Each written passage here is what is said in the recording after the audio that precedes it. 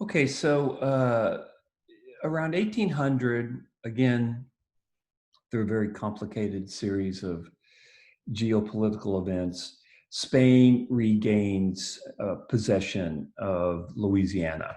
What had happened is over in Europe, Emperor Napoleon, had invaded Spain, and he's so powerful that he's able to take Spanish Louisiana back from Spain.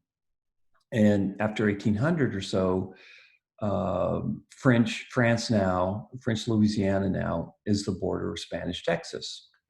So keep that in mind. And that's kind of a sequence of events I could see asking you about on a quiz or a test, that Louisiana becomes Spanish in the 1760s. It goes back to being French in 1800, and it becomes part of the United States in 1803. So borders are really changing in this period of history. The borders that we're so familiar with and we think kind of have existed forever are really shifting. And the border of Texas, the final borders of Texas, which I'll talk about later, they don't solidify until 1848. So you have this period in North America of quite a bit of fluidity. It was kind of unclear where the final borders would be. So once France becomes the border to Texas again, Spanish Texas again, Texas becomes a border state again.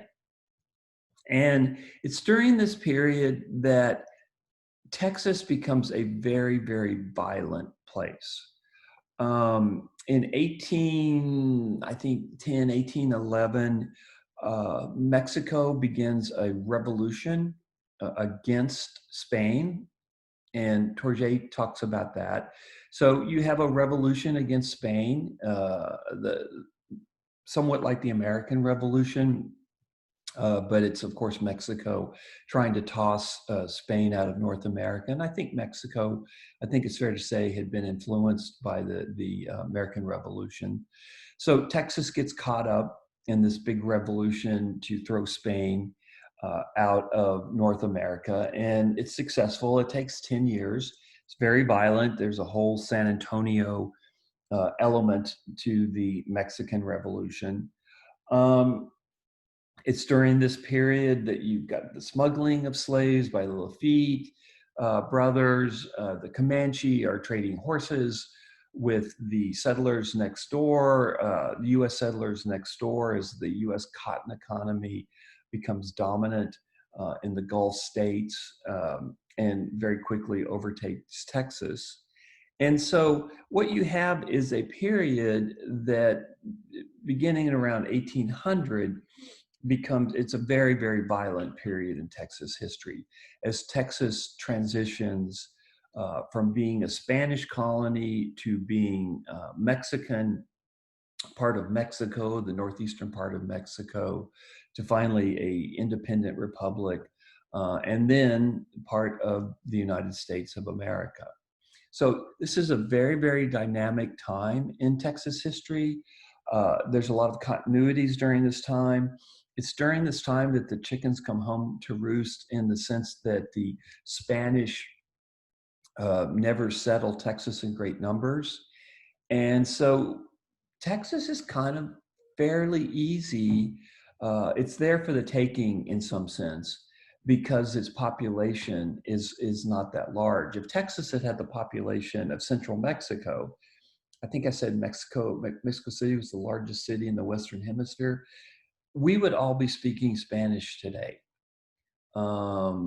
If the Spanish had devoted the resources that it devoted to central Mexico, history would be very different. The map of North America would be very different. Uh, San Antonio would be a major Mexican city instead of a major US city. So history would have been quite different, but it didn't go that way, because Texas was so remote from Mexico City. The Indians here were tough. There was no mining here. There's no wealth here, really. What you had was a cattle and horse industry, but that really didn't compare. So what we're seeing, and kind of keep the big picture in mind here, these chickens coming home to roost of what the Spanish were able to accomplish and what they weren't able to accomplish. And the last thing I'll say, though, and I've stressed this, but I really don't think I can say it enough, that even with the fact that the Spanish don't populate Texas to any great degree, the Spanish leave a permanent mark on Texas. Texas would not be Texas the way we know it, the diverse and fascinating state, without the Spanish presence in Texas from about De Vaca until 1821. And I've talked about this. Think about the geographic figures. Every river in Texas has a Spanish name except for the Red River. Think about the Frio and the Colorado and the Brazos. Those all come from, those are all Spanish language names. The Spanish language in Texas, food, which I talked about in kind of the Tex-Mex last week, in terms of the food that comes especially from the vaqueros, the religion, the Roman Catholic Church. Um, uh, Texas is just very, very marked by Spain. And here's the other thing: Texas, although the Spanish had to share Texas with the Comanche, in reality, the Comanche shared Texas with the Spanish, because the Comancheria only took up about half of Texas. Um, Even though the Spanish were much weaker in Texas than the Comanche, they left a permanent mark in Texas that the Comanche didn't, because the Spanish came up here with a society, laws, written language, a culture, that was able to leave a permanent imprint. So even though the Comanche were more powerful in Texas, much more powerful in Texas during the Spanish period. In fact, we could probably more correctly call this period Comanche Texas.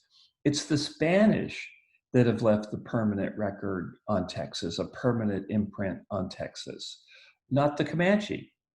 The Comanche did not have that kind of society, at least at this point in their development, where they could leave a permanent imprint on a society.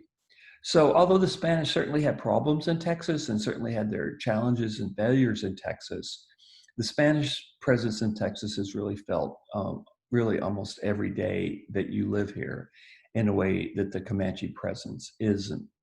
And just to jump ahead, the Comanche will dominate Texas, or at least Northwest Texas, until the 1870s. But that's a story I'm going to develop as the course moves forward.